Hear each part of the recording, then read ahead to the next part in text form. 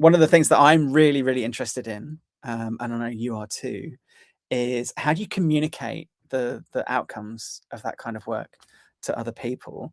I know how we do it at Noise Solution, but in terms of the work that you do, how do you go about doing that? The book is about, measurement and demonstration of outcomes. So, what's your approach?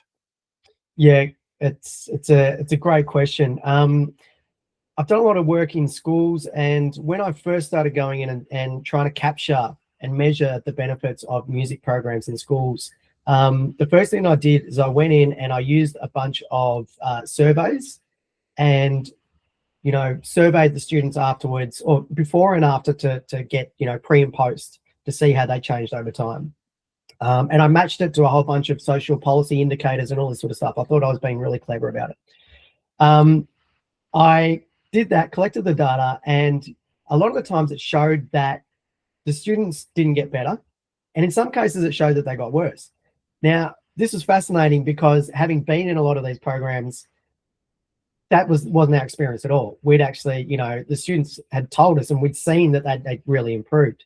So that was a real lesson for me because I'd also collected interview data alongside that as well. And the interview data told a really different story.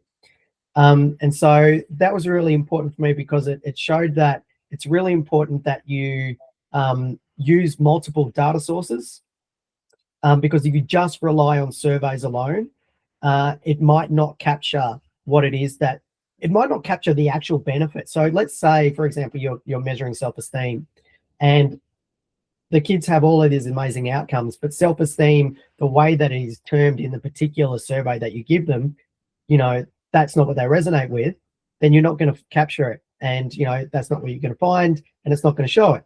So you need to be able to find ways to be able to really capture the benefits. And sometimes, kids can experience different benefits from one to the other.